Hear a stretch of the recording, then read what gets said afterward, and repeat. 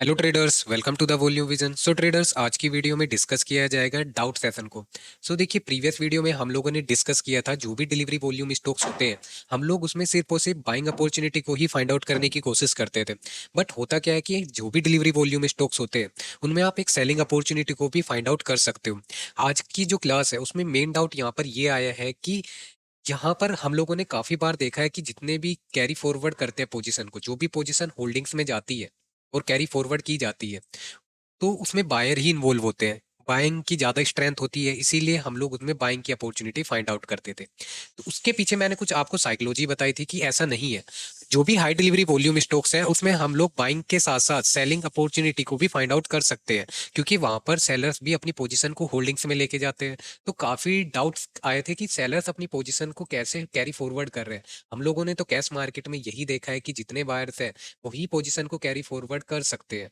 ठीक है, otherwise sellers को एग्जिट करना ही पड़ता है इंट्राडे बेसिस पर। बायर्स यहाँ पर क्या होता है, पोजीशन को कैरी फॉरवर्ड कर सकते हैं। तो यहीं पर एक डाउट आया था कि मैंने जो आपको बताया था, मैंने ये आपको बताया था कि सेलर्स भी अपनी पोजीशन को कैरी फॉरवर्ड करते हैं। तो कैरी फॉरवर्ड कैसे किया जाता है उसको आप थोड़ा सा और ज्यादा डीप समझने की कोशिश करेंगे। तो यहाँ पर कुछ चीजें रहेंगी आज के दिन जिसपे आपको मोस्टली फोकस करना है। बेसिक अंडरस्टैंडिंग आपको मार्केट की होनी चाहिए, तभी आप मार्केट को एक एक मार्केट की क्लियर साइकोलॉजी को यहाँ पे समझ पाओगे। और वीडियो का पर्पज यही है बनाने का कि आपको क्लियरिटी होनी चाहिए साइकोलॉजी के ऊपर। कोई भी डाउट अगर रहता है तो आप अगेन कमेंट कर सकते हो, उस पर मैं आपको अगेन और बेटर वे से क्लियरिटी दे सकता हूँ। तो यहाँ पे देखिए होगा क्या, हम लोग कैसे बोल देते हैं कि सेलर्स की भी पोजीशन होल्डिंग में कैरी फॉरवर्ड रहती है। ठीक है, होल्डिंग में जाता है सेलर्स भी, क्योंकि ऑप्शन अगर आप कर लो, ऑप्शन में आप कॉल लेके जा सकते हो, पुट लेके जा सकते हो। फ्यूचर्स में भी हम लोग ये चीजें कर सकते हैं। ठीक है, कैरी फॉरवर्ड होल्डिंग्स में जाती है पोजीशंस। लेकिन कैश मार्केट में ऐसा नहीं है। लेकिन मैं कैश मार्केट में भी आपको बोल रहा हूँ कि मार्केट में जो सेलर है पोजीशन को कैरी फॉरवर्ड करते हैं, तो कैसे करते हैं। तो यहाँ पर अब बात करते हैं। देखिए, कोई भी अगर प्राइस है उस पे बायर्स भी है और सेलर्स भी है, दोनों ही यहाँ पर बैठे हुए। दोनों का प्राइस अभी इस टाइम पे 100 पर है। सपोज करके चलिए आप कि दोनों का जो प्राइस है अभी दोनों एक ही लेवल पर बैठे हैं, 100 पर। अब मार्केट नीचे जाएगा तो इस सेलर को बेनिफिट होगा, अगर मार्केट ऊपर जाएगा तो इस बायर को प्रॉफिट होगा। ठीक है, सेम 100 वाले को, जिसने 100 पे सेल किया है, उसको अगर प्राइस ऊपर जाते दिखेगा तो इसको लॉस होगा। ठीक है, ये बेसिक सी अंडरस्टैंडिंग है। और प्राइस अगर नीचे जा रहा है, चाहे वो पोजीशन होल्डिंग में हो चाहे इंट्राडे बेसिस पर हो, लेकिन अगर प्राइस ऊपर नीचे जा रहा है तो उन इन दोनों का ही प्रॉफिट और लॉस यहाँ पर हो रहा होगा। ये क्लियरिटी होनी चाहिए। ठीक है, अब यहाँ पर होगा क्या कि दोनों ने ही 100 पर बाय किया है, 100 पर।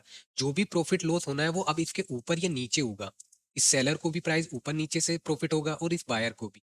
ठीक है, दोनों ने 100 पर ही बाय किया है। अब इसने क्या किया है, देखिए, जब भी हम लोग कोई चीजें बाय करते हैं सेल करते हैं तो हर एक लेवल पर बायर और सेलर होते ही है। ठीक है, इसने 100 पर अगर सेल किया है तो यही सोचकर किया होगा कि मार्केट को यहाँ से नीचे जाना चाहिए, और इसने 100 पर अगर बाय किया है तो इसका व्यू यही होगा कि मार्केट को ऊपर जाना चाहिए। अब बायर दोनों एक दूसरे से कोरिलेट रहते ही है।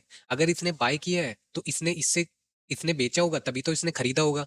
ठीक है, अब दोनों की जो कॉम्बिनेशन है, देखिए यहाँ पे कि यहाँ पर जो बायर है इसने इससे खरीदा है और इसने इसको बेचा है। ठीक है, ये चीजें क्लियरिटी हो गई कि इसने एक दूसरे को बेचने और खरीदने से ही मार्केट में पोजीशंस बनी है। अब मार्केट का प्राइस ऊपर जाने लगा है। ठीक है, और इन्होंने क्या किया, मार्केट में कैरी फॉरवर्ड कर लिया पोजीशन को। अगर ये एग्जिट करते हैं, हमें भी देखिए क्या होता है जब भी हम लोग कोई ट्रेड लेते हैं, लेट्स सपोज हमने बाय किया है। ठीक है, 100 पर हमने बाय किया, अब ये चल रहा है 110 रुपये। ठीक है, जब तक आप इसको बुक नहीं करोगे तो आपके डीमेट अकाउंट में वो पैसा नहीं आएगा। ठीक है, भले ही प्राइस 100 चला जाए या 90 चला जाए। ठीक है, यहाँ पर ये इसको लॉस जरूर हो रहा है, लेकिन अभी इसने बुक नहीं किया है। जब बुक करेगा इसको प्रॉफिट लॉस तभी होगा। ठीक है, वो फाइनली प्रॉफिट बुकिंग तभी माना जाएगा जब तक मार्केट का प्राइस या वो उसको बुक नहीं कर लेता। अगर वो बुक ही नहीं कर रहा है तो प्राइस नीचे चला जा रहा है, उसने बुक ही नहीं किया है, तो अभी तक उसके अकाउंट में ना लॉस होगा या ना प्रॉफिट होगा। जो बुकिंग प्रॉफिट होगा एज ए अकाउंट तो शो करता रहेगा आपको कि वहां पर इतना लॉस आपका चल रहा है, लेकिन बुकिंग करने पर ही आपका डीमेट में पैसा कटेगा और जाएगा। ठीक है, सेम इसी सेलर के लिए भी सेम थिंकिंग है यहाँ पर कि इस सेलर जो यहाँ पर ये सेलर्स है, तो ये भी इसने इसको बाय कराया। जब इसने बाय किया, ठीक है, तो प्राइस अब चला गया तो इस सेलर को लॉस होने लगा, पर इसने बेचा नहीं, इसने अपनी पोजीशन को कैरी फॉरवर्ड कर लिया। जब इसने कैरी फॉरवर्ड किया ठीक है? इसने अपने माल को बेचा नहीं, अपनी क्वांटिटीज़ को सेल ही नहीं किया, तो इस सेलर को भी यहाँ पे लॉस नहीं होगा, क्योंकि अभी तक बुकिंग ही नहीं हुई है। जब तक मार्केट में प्राइस की बुकिंग नहीं होगी, तो इस सेलर को लॉस भले ही उसकी वहाँ पर दिख रहा हो, उसको अपने पोर्टफोलियो में नज़र आएगा कि मेरा लॉस चल रहा है यहाँ पर। लेकिन जब तक ये बायर बुक नहीं करेगा, इसका लॉस कन्फर्म नहीं होगा। क्योंकि अभी तो प्राइस 100 पर ही है, जब वो 110 पे चला गया, इसको 10 रुपए का लॉस यहाँ पर हो रहा है। अब वो 10 रुपए का लॉस इसको दिख रहा है, सेलर को दिख रहा है, लेकिन जब तक बुक नहीं करेगा ये बायर्स, तब तक तो इसका एग्जिट नहीं माना जाएगा। तो इस सेलर को ऑटोमेटिकली ऑटोमेटिकली इसकी क्वांटिटी सेलिंग क्वांटिटी होल्डिंग में चली जाती है। अब भी शायद हो सकता है आपको डाउट आ रहा हो। देखिए, थोड़ा सा कोशिश और करिए आप इसको समझने की कि यहाँ पर हो क्या रहा है। हर एक लेवल पर बायर और सेलर दोनों ही होते हैं। ठीक है? जब बायर और सेलर दोनों होते हैं 100 प्राइस पर ही, तो यहाँ पर कोशिश यही रहती है कि जब प्रॉफिट हम लोग बुक करते हैं, तभी क्वांटिटीज़ हमारे उसमें ऐड ऑन होती है। अब इसने कैरी फॉरवर्ड कर लिया, इसने एग्ज़िट नहीं किया, ठीक है? इसने एग्ज़िट किया नहीं और कैरी फॉरवर्ड पोज़ीशन को कर लिया, तो अभी तक कोई बुकिंग नहीं हुई है। इसके अकाउंट में भले ही लॉस चल रहा हो, लेकिन जब तक ये बायर बुक नहीं करेगा, तब तक इस सेलर को भी कोई प्रॉफिट और लॉस नहीं होगा, भले ही वो डीमैट अकाउंट में भी दिखे। ऐसे ही हमारी होल्डिंग में भी रहता है। होल्डिंग में जब तक आप बुक नहीं करोगे, तब तक तो वो प्रॉफिट चल रहा हो या लॉस चल रहा हो, उससे क्या ही मतलब है, ठीक है? कोई फ़र्क नहीं पड़ता है, क्योंकि फिर से प प्राइस गिर सकता है, तो मार्केट में फिर से हम प्रॉफिटेबल हो सकते हैं। ऐसे ही सेलर भी वेट करता है।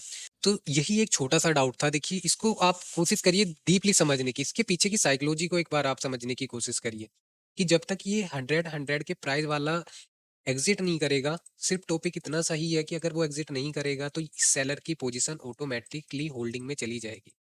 जिसको हम लोग बोल देते हैं कि हम लोग कैरी फॉरवर्ड नहीं कर सकते, सेलर्स कैरी फॉरवर्ड नहीं कर सकता, लेकिन वो भी पोजीशन ऑटोमेटिकली उसकी पोजीशन कैरी फॉरवर्ड हो जाती है। इस वीडियो में बस यही आपको समझाने की कोशिश की जा रही है कि आप उस चीज को मत देखिए, सिर्फ उस चीज को मत देखिए कि आप कैश मार्केट में अगर आपने बाय किया है तो आप होल्डिंग में लेके उसको जा रहे हो, ठीक है, बाइंग साइड के लिए। सेलिंग साइड हम इंटरडे बेसिस पर ऐसा नहीं कर सकते हैं। लेकिन आप ये समझने की कोशिश करो कि जो भी हाई डिलीवरी वॉल्यूम स्टॉक्स होते हैं, उसमें सेलिंग भी की जाती है, सेलर्स भी वहाँ पे उतने ही स्ट्रॉन्ग होते हैं कि जितने वहाँ पर बायर। उसके साथ साथ हमें प्राइस एक्शन को भी देखना पड़ता है। तो मेन इंपॉर्टेंट यही है कि कभी भी डिलीवरी वॉल्यूम्स अगर स्टॉक है, तो उसमें सिर्फ सिंपल सा भी यही रहेगा कि ये साइकोलॉजी नहीं रखनी है कि उसमें बाइंग स्ट्रेंथ ज़्यादा है, या लोगों ने कैरी फॉरवर्ड किया है तो ज़्यादा बायर ने ही वहाँ पर होल्डिंग्स में पोजीशन कैरी फॉरवर्ड की है। सेलर्स भी हो सकते हैं, वो होल्डिंग क्वांटिटी सेलिंग की भी हो सकती है।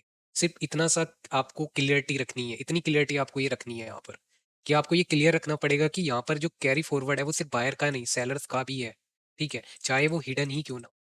तो ये छोटा सा डाउट था। इस नेक्स्ट जो क्लास हमारी रहेगी, वो आइडेंटिफिकेशन के बेसिस पर रहेगी कि अब जो डिलीवरी वॉल्यूम स्टॉक्स है, उनमें कैसे आइडेंटिफाई करेंगे हम लोग कि जो मार्केट में डिलीवरी उठी है यहाँ पर, ये बाइंग साइड की है या सेलिंग साइड की है, और वो कैसे आइडेंटिफाई करेंगे और अपने लिए हम लोग उसको कैसे यूज करेंगे, कैसे उसमें ट्रेड को एग्जीक्यूट करेंगे, किस तरीके से वहां पर प्राइस एक्शन को देखा जाता है, जिससे एक आइडेंटिफिकेशन मिलती है कि आज के दिन पर हम लोग एक सेलिंग अपॉर्चुनिटी को फाइंड आउट कर सकते हैं।